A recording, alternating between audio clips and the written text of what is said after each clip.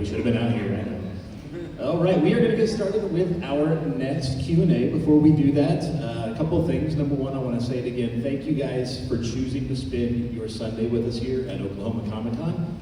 This event keeps coming back year after year because you guys keep coming back year after year. So we thank you, we appreciate it, we love being in Tulsa. Thank you guys for treating us so well every year. I'm also going to need some help for this. If I can get my helpers to the stage real quick, I appreciate you. Just find a spot. Alrighty, so we have got a big Q&A coming up. It's going to be a lot of fun. We're going to introduce our guests. As they come to the stage, they will find their assigned seat, chosen by our helpers. So if we can get to the stage, let's start, please, with the voice of April O'Neil. Please welcome Renee Jacobs. Come on up to the stage, Renee.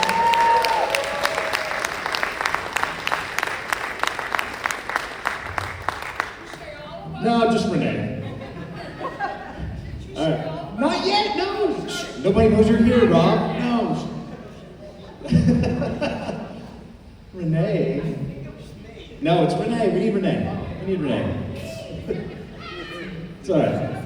Renee. They were all yakking back there and I couldn't hear my name. Renee, find your seat. Whichever you think is your seat. They're all my seats. We'll let you choose. Are we ready?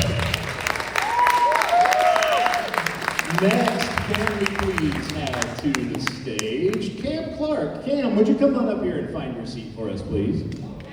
Cam, come find your seat. This is for you. Hello. Find your seat. Your assigned seat. Next, can we please have to the stage Mr. Rob Paulson. Rob, come find your assigned seat.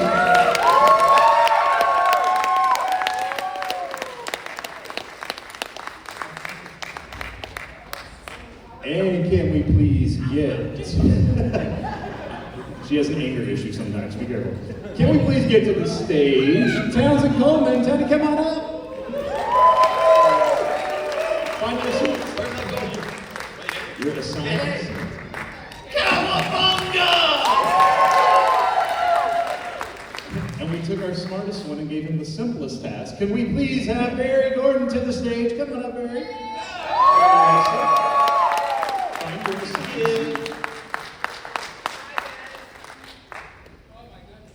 Turn around, you guys. I have no catchphrase, so I'm just gonna say hi. You guys, turn around. Yes, your helpers behind us, yes.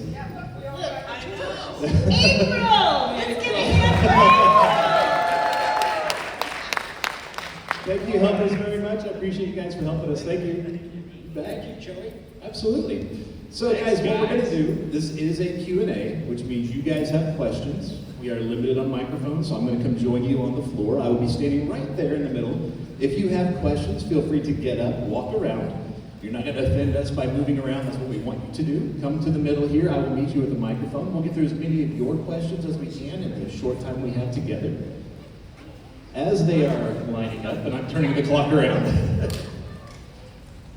So I just want to ask, as they're coming to the line here, everybody is fantastic in their role, obviously, and of course, I'm assuming there was never any, like, it was just kismet that you were, cast in each role, right? Nobody had any hard feelings. Nobody wanted any other characters. I guess you've been living under a rock. Have I? Okay, in my shell, apparently. Tell us, is that not accurate? It is not accurate. Really? Did somebody want a different role? He wanted to be April, I swear. So, when we all found out we were in the show, this one, of course, but this, your name again, David? Robert Redford. See, these folks don't even know who Will Smith. That's one for the books. And sorry, moving along, Ken. And Barry were assigned their roles. They knew they wanted both Townie and me, but hadn't decided who was going to be Mikey and who was going to be Leo. So they literally tossed a coin. And, well, not nice! That's how big time showbiz works. Because I wanted to be Michelangelo. And I landed on stupid old Leonardo. No, I'm teasing. The leader. The leader. So, and then they said, yeah, but we'll switch after first rehearsal to see who we like, and then we'll decide. So we go on break, come back, and go, okay, let's record. And I was like, excuse me, you said we were gonna switch to see who gets to be my no. They're like, no, yeah, we're good. I went, but no, we're fine. So all these guys are goofy, jumping around clowns, and I'm stuck being the straight man. Pardon the pun. And I was jealous of how they got to do this over-the-top stuff. So I started doing Leo, actually more like Deflator Mouse. Just like, again, a cartoony version of the leader. And on a break, this was like the next episode or something, director says, hey Cam, can I see you here outside? Take it outside. So I go into the hallway with the director, and she goes, what are you doing? I went, well, I'm just, trying to make Leo a little more fun like the other guys. Well, don't. You're the leader. You gotta be like the tent pole. So, You should pardon the expression. Pardon the expression. And so I spent a few sleepless nights and found a way to love Townsend Coleman, which was very difficult after that. And here we are today. Well, but I gotta say though, when I found out that so they weren't going to switch and I was going to end up being Michelangelo, I was really bummed because I wanted to be Leo so bad. Such a liar. With a catchphrase like, "We've got to think of something fast." Yeah, that's my career. Not a lot of t-shirts with that on. But you know what? All's well that ends well because orange works for you. Yeah. See? You still got orange, and aren't you glad you? I didn't say banana. Hi. Hello. What is your name? Dallas. Nice Hi, to meet Dallas. everybody. Thank you so much for all your work. I grew up at the perfect time where I was such a crazy, I'm sure a lot of y'all are, just crazy fanatic. I can't even imagine myself without the Ninja Turtles in my life. I was Neither can we. So thank you so much, by the way. I Thank guess you.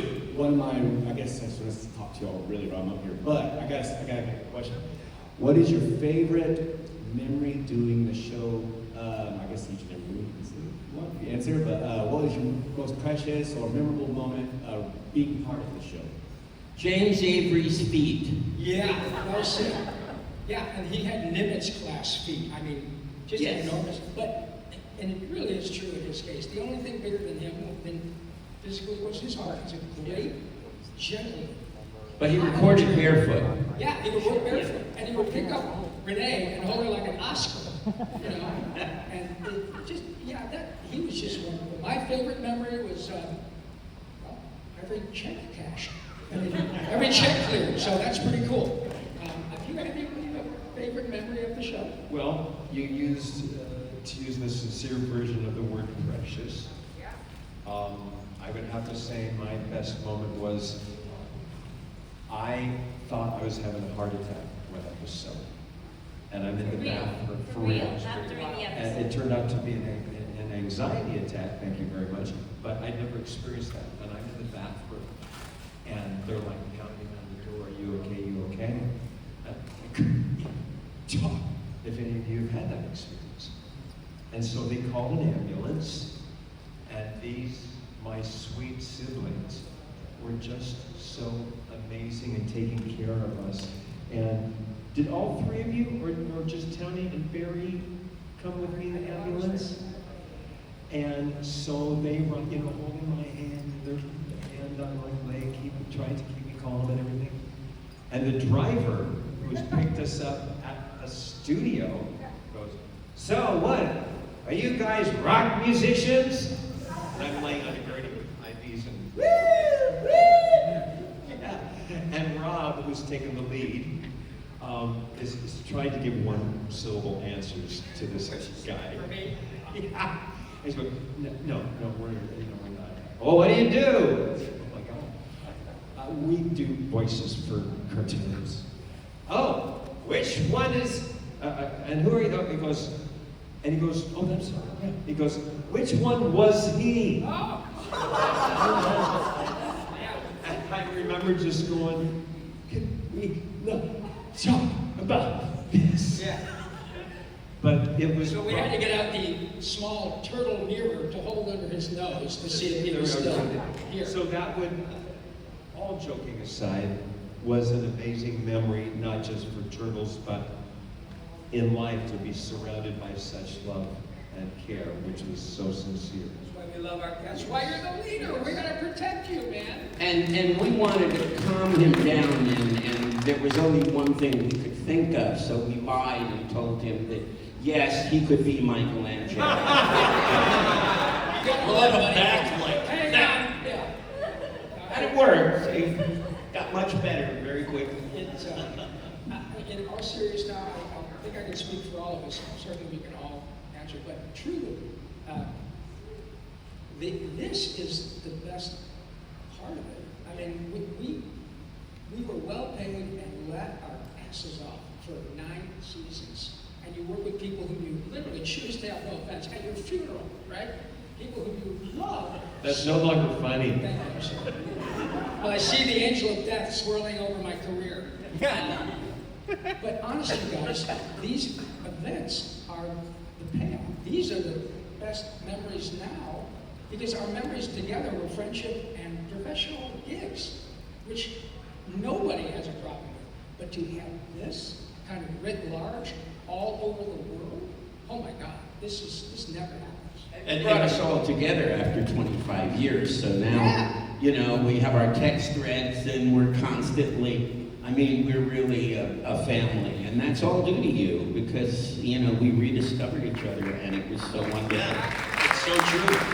And discovering you, we discovered each other. And you got to understand that when we were recording our series, we had no idea early on if it was going to be a hit or not. And so early it was really just a job for us, having no idea that what we were doing at that moment was going to somehow impact kids for years after that, and didn't really discover that until we started going to these Comic-Cons and meeting you guys face to face, getting to chat with you, hearing your stories and your background and what Ninja Turtles meant to you and means to you still. And that's just been, like Robbie said, I'm just going to piggyback on that. It really is the most precious part of what we do, of what I do, for sure. And Robbie had to put a gun to my head to come out. Yes. He's And calling didn't think me like anybody a would pay vacuum attention. cleaner salesman. And he's going, would you, first of all, it's too deeply.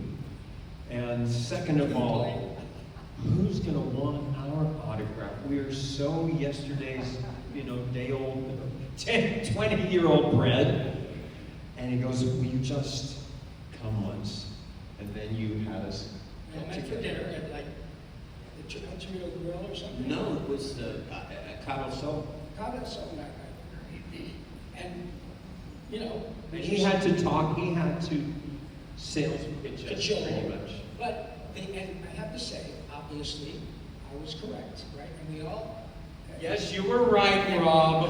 But none of us, until we started doing this, understood, like Tony said, the extent to which these characters meant so much and continue to mean so much to, like, 3 generations now. We have people our age who have kids in their 40s and their grandkids who are in their 20s or 15 or 18, and you all love it, and you watched it together. So we're all family people, and to be able to go and visit people who have literally said to your kids, yeah, we'll watch cartoons, watch this, and we'll watch it together. Are you kidding me? And then, by the way, to all of you wonderful people whose parents bought action figures, thank them very kindly for their largesse. As a result, my child's teeth are straight today. Thank you all. I gotta go back to this question for 1 second. You asked about the perfect Ezo casting. Renee, tell them how you weren't Great story. a choice at all. So I think this question was your favorite memory. This was not my favorite memory. Great story, though. Oh, no, I'm sorry, it was you that said about casting smooth as silk. But going back to your question, so we all got into the studio, and we knew each other, but we weren't complete friends. I mean, it was like right at the beginning. And the original director was a man named Stu Rosen, who outside the studio, like having coffee, could be a nice guy, but in the studio, not so nice. And so during the break between rehearsal and recording, he came up to me. At that time, you could smoke in the studio. He used to, our friend Pat Fraley, who played Krang and Bert, and His imitation of his imitation of Stu Rosen, he would be, Stu smoked in the studio in those days. So he'd have a cigarette and eating a cruller. And, oh, that was great. And it was so hysterical. Anyway, go He ahead. was a big guy. He Yeah. says, so, I said, yeah, Stu?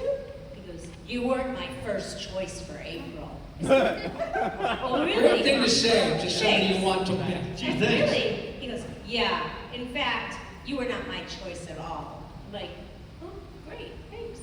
He says, Great way to start your first record. yeah. He says, but I played all the auditions of all the 200 women in Los Angeles who auditioned for April, and it was, nope, that's not April. Nope, that's not April. And so I said, well, I have one more, but she's not April. And played my audition, and they said, that's April. And a few episodes later, he was fired. Yes. And a few years after that, he died. So who went? You. I mean, how about that? The biggest almost mistake in the history, almost in the history of like entertainment, pop culture entertainment. Talk about the last. Wow. Thank you. Anyway, yes. Hello. My name is Vivi, and I was wondering what your favorite lines are. Put me down, you big ape! Oh, my favorite is, we got to think of something.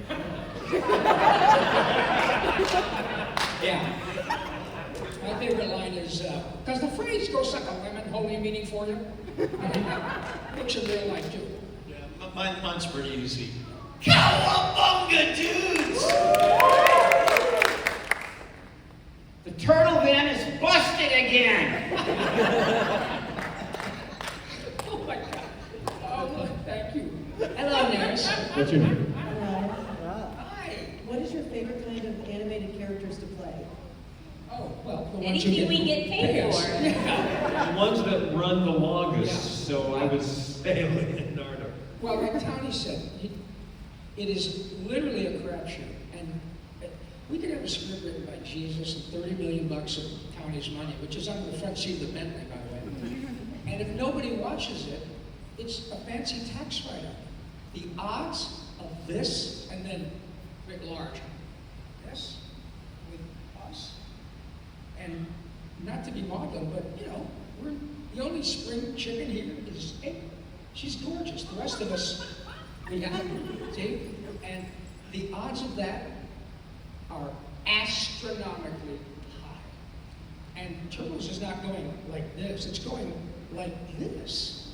Still. So every gig is wonderful, it's precious.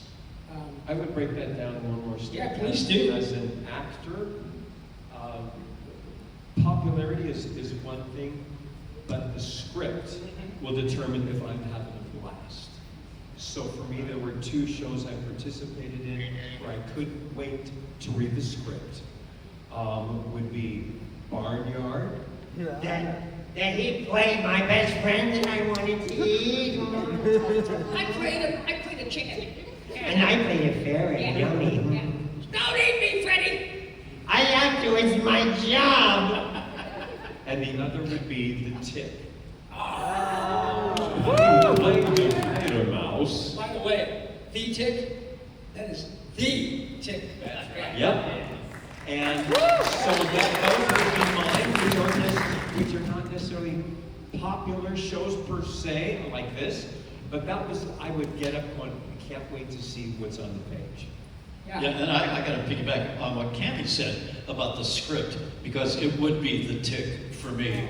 Every time we went to a recording session, and they would hand us our scripts in the morning, and we'd take about half an hour to go through the episode and just circle our lines and get familiar with the episode. But I quickly learned that at the end of many of these episodes, they would have The Tick go on this wacky rant.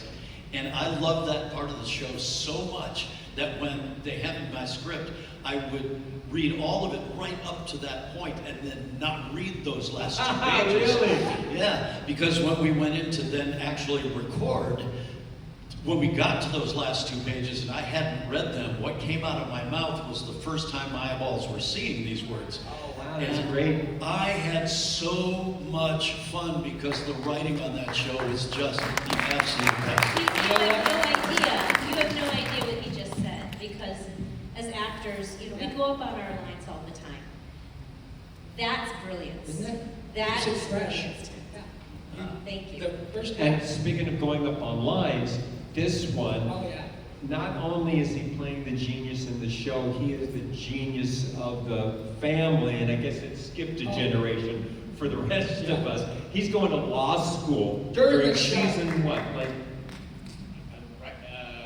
87, I was in law school. Yeah. so he's sitting there with a stack of books, Law books. Yeah. law books, with his yellow, highlighter, blah, blah, blah. Never missed a line. And I'm sitting there with a Chutes and Ladders coloring book. And I would miss every third line. I'm literally just going, oh. Cam, that's you. And of course, then I would fall asleep. I was a fainting goat when I missed a line. Yeah. So we have an actual theme song. Yeah, and so Robbie came up with a brilliant Well, Because little literally, song. I miss a line, and because it was like the 500th time in the last half hour, I would just go, And so Robbie called him the Cammy the narcoleptic actor. Yeah, I call And then he wrote this. we all grew up in the 70s watching great songs with killer theme songs. 1870s. 1870s, right? And so we came up with this tune that goes, Cammy, the narcoleptic actor, falls asleep whenever he blows it. Cammy, the narcoleptic actor, has to get some sleep and he knows it. Cammy, the narcoleptic actor, once you meet him you will agree. He's hip, he's cool, he looks great by your pool, got that King family pedigree. Everybody falls in love with Mr. C. Cam Clark.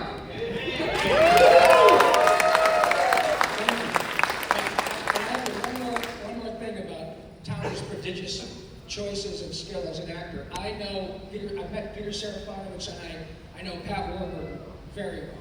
Both of whom did a great job in their live action ticks, and they both sort of bowed the altar of Townsend Coleman because that is the prototype. And though they had their bigness and their, the look, it's starting from here. One more thing.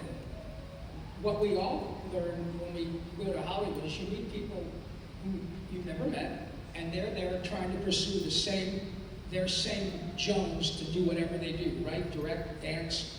And you kind of grow up and you keep in touch with each other. Okay. I remember one day at the studio, there was always this nice young man who was sitting in the control room.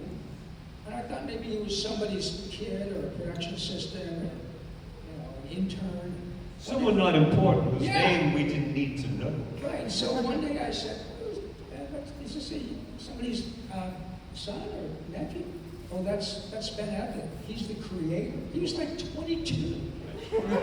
Oh my God! And he was the EP on Supernatural, and did, of course, the same thing for live action ticks. 22, and it's such a joy to now have this huge frame of reference when all of us have been around a long time, and we say, "Oh my God, you won an Oscar! Oh my God, she just won a Grammy!" That's the cool thing. Of course, this is the gravy. So thank you. So Billy, can you expand a little bit on what happened with that law degree? You became a leader in the union as well, and you put in a lot of work on behalf of not just your brothers and sisters up here, but your entire community, the whole industry. Can you tell us a little bit about your time doing that as well? I enjoyed it very much. It was a long time. I was president for 7 years. You're still the longest running president. Yeah, Yeah, of the Screen Actors Guild, you know, someone may come along and will be the longest president of SAG-AFTRA. Oh, not if we have same names. But, well, there's someone running right now who I know. may, want to do that. But I really enjoyed it.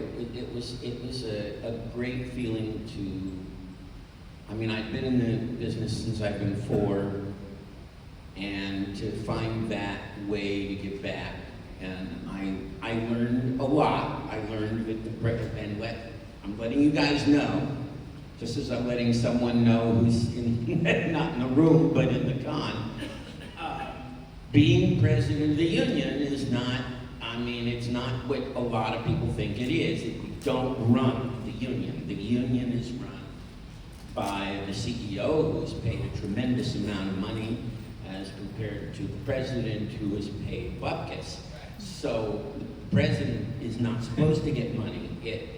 I was there to represent the acting community and all of the community of performers, whether they were background performers or stunt performers or animated performers, and that's what I was there doing, and it was an honor. I mean, I never thought ever that I'd be reelected 3 times, right? Because such giant stars have been president of the union, from James Cagney. You probably don't know some of these names, but some of you do. You know, James Cagney and Charlton Heston and Ronald Reagan, you probably know. And all of them were presidents of the union, and the fact that I was able to do that for as long as I did, just an amazing honor, and hopefully I helped some. And one fun thing that I got to do was be there to help create the SAG Award, and that was a lot of fun. So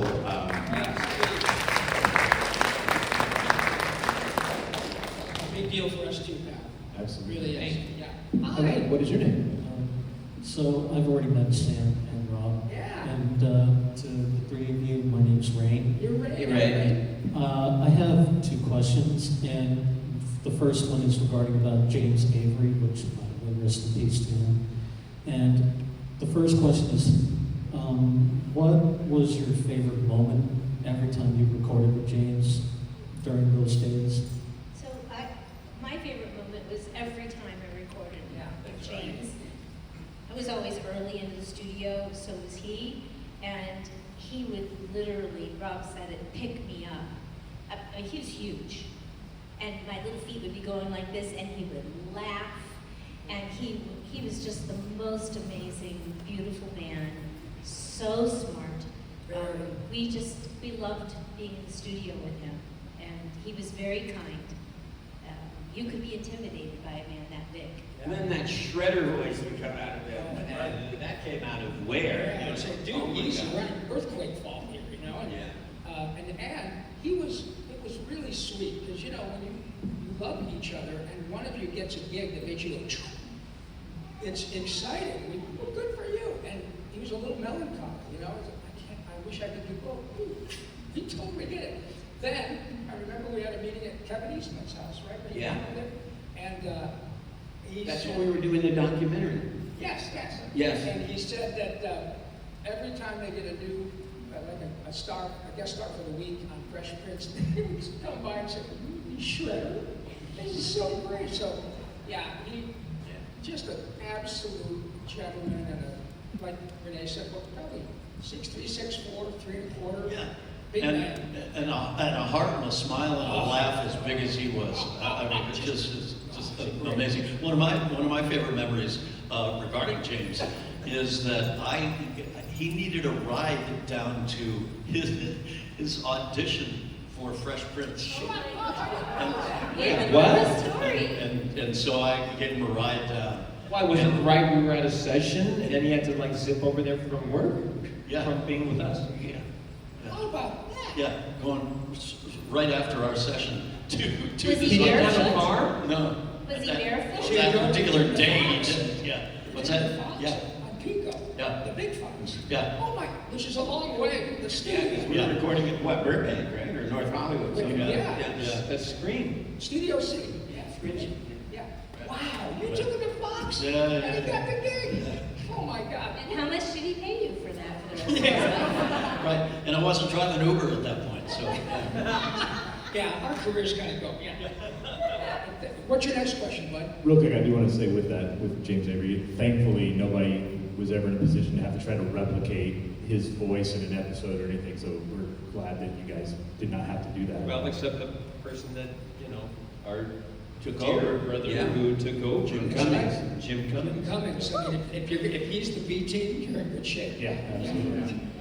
Hi, And, again. my second question is, this is a line from a different series, but it's from Lake Ninjago, and my cousin Isaiah would like to ask, how would you say this catchphrase, Ninja Go, in your own TMNT special way? What's the line? Ninja Go. Ninja Go. Oh, you mean how would we say Ninja Go in our own special way? 1, 2, 3. Ninja Go! Dude. Thank you. Where is Ninja going? Hey, pal. What is your name? My name is Cody. Hello. Hi. Hi. Just a real simple question. It's been asked past 2 years. I don't know why you haven't asked it to any panel I've been at today or yesterday. Anyway, for all of you, pancakes or waffles? You don't have to answer that. Both. Go ahead. Okay, well, both, but mostly waffles. I would say pancakes. But we geek out just like you guys do when meeting certain people. Any of you ever watched the show Bosch? Yeah. Yes. Okay, one of my favorite shows, and the actor, I like Val and to him. And we were in the same show, and we rode in the same car from the airport, I dare say. I must say. And I said, I am such a fan of yours, especially because how you taught me to put syrup on pancakes. If any of you watch the show, That's Mr. they Bosch, show right? him do, yeah. He would put the syrup on first, and then the pancakes, so they don't all get mushy. And when you have changed the way I eat breakfast for the rest of my life. Yeah. Said no one ever, I'm sure. I'm a waffle guy myself. Do you guys have Waffle House here?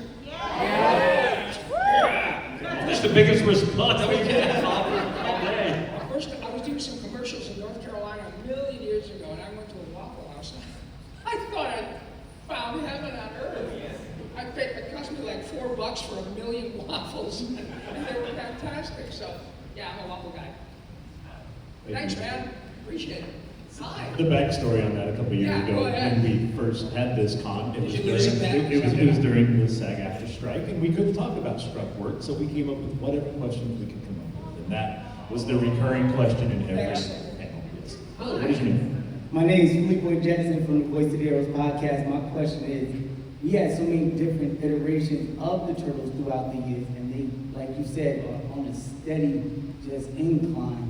My question is, what is your favorite other iteration that you've seen so far? I've never heard of another. Has there been another What are one? you talking about, bro? 'Cause, I mean, you're looking at him. This is my Other favorite. iteration. Hey, well, Rob did get to play Donatello in one of them, so... Yeah, but he doesn't talk about that in front of us. Well, I have to admit that when Robbie was Donatello in the 2012 series, we got a chance to come back Oh, that was so cool. and reprise our roles from our 87 series for a couple episodes called Transdimensional Turtles for 2012. And I gotta tell you, I was Yeah, right? to be back in the booth with these. Yeah, and not only us being so incredibly sort of nostalgic guys. Oh, I thought you were going to say old. Oh, well, turtles live a long time. Well, apparently tortoises live a long time. Not so much turtles, but I believe that we're tortoises too. Okay. Oh God, what was I going to say? I know. This is where it begins. When we did the Transdimensional Turtles, I was at New York Comic Con and they aired it for a huge, probably about 3,000 people. It was huge. And when the lights came up, so many of the people were doing what Cammy did. They were going like this. Because in that 22-minute episode, everybody's childhood was that fast. And they thought, oh my God, this is incredible. And it was remarkable. And to me, what that shows is that, and as much as we are thrilled that we will always be the originals, and no one can take that away from us, it's the franchise that has impossible power. There's nothing I can see that's been like this. Maybe SpongeBob in another 20 years, maybe. But this is so remarkable because it, with all due respect to us, it's not about necessarily who does the voice. It's about the turtles. It's like when kids grow up and all of a sudden they say, I'm gonna go to McDonald's. And their parents don't ever take them. It's like they absorb it. So honestly, I have to disagree with you. Okay. As much as I love you. Please do. Because I don't think that if the voices from the original Ninja Turtles would have been done by anybody else, I don't think it would have gone on to do what it did. These guys put their mark, their stamp. They created those personalities, taking a two-dimensional character that was written lovely and funny, but taking it off the page and bringing it to life. Had they not been these guys, I don't know, seriously. Well, We would have ran longer if I had kept the role of Michelangelo. Yeah. We'll never know, but actually to go back to your original question, and this is maybe going to sound like political blather, but it really isn't. Because I've had a chance now, once we started to do cons, I started to watch the other iterations, because the only one I was really aware of was the 1990. And I have just found that every version of the Turtles has something to value. And I really believe that. Sometimes it's the animation, which is far superior to what we had. Sometimes it's the story or the characters, but every version has something. And I really think, and I've told these guys that, I really think that's what's kept the Turtles alive. Because I think if it was the same voices and the same people over and over and over again, it wouldn't. And I think Kevin and Peter were so smart, even though we weren't really happy in 1990 when the first movie was being made, and we said, well, when are we getting the call to do the voices? And we didn't. But now I realize that it was smart. It was really, really smart. There are people that love the comic book, and there are some that are closer to the comic book. There are people that love our stuff. And it's grown, and I really think that every version has something to brag about. And so, the only one I haven't seen yet is Rise. And a lot of you folks have told me to see Rise, that it's really, really good. So I plan on trying to do that. I completely agree with Barry. I think the brilliance of this franchise is that all the iterations are so different, because what they've given the various generations is their own version of the Turtles to love. And what we've discovered is that, say somebody found that the 2012 series was their favorite, and that's how they discovered the Turtles because of their age, they would then look back at the history of the Turtles and be curious about where it started. And so they would start watching some of our series and then get hooked on our series, even though they were much younger, probably weren't even born. Teenage Mutant Ninja Neanderthals. Yeah, there you go. So that's what's so great about this whole franchise, is there's something for everybody. And you have one example of it right here, because Rob's Donatello is totally different from my Donatello, and very, very cool. So I mean, it just works. There's just something about it, and it's magical, and I'm just thrilled that we were all a part of it. Yeah, and one more thing, forgive me, but I think we are now. Thank you, that was very sweet of you, Renee, and I, at the risk of sounding arrogant, I do think she has a point though. Never thought about that, because I know, we all know a lot of the other voice talent group, you know, we're the originals, and we get crazy lines and stuff, because because of you, we got 2 or 3 generations. And so it's like, you know, some people didn't like the Eagles anymore when Randy Meisner, the bass player, quit. How can you not like the Eagles? All right, but that's what kind of happened. And then, but Randy Meisner was like huge because he was the first bassist of the Eagles. So it's kind of like that. We have kind of come full circle, and we did establish a base, and we are reaping the rewards thanks to you. Thank you. Yeah, great question. And to that point, I mean, honestly, numbers-wise, exaggerating a bit, but nobody was reading the comics before the cartoon. You guys were, for most of us, the entry into the franchise. So, absolutely, I think you guys did set. Have you guys had a good time this last hour? All right. So before we go, we do need to get them back to their tables. I know we did not get through all your questions. They would love to answer your questions at their tables, get the photos, autographs, all of that as well. But before you guys leave, we do have a request. We would like to get a photo with all of our friends down here. Please, we So insist. if you guys want to kind of fill in the space here, and if you would like to join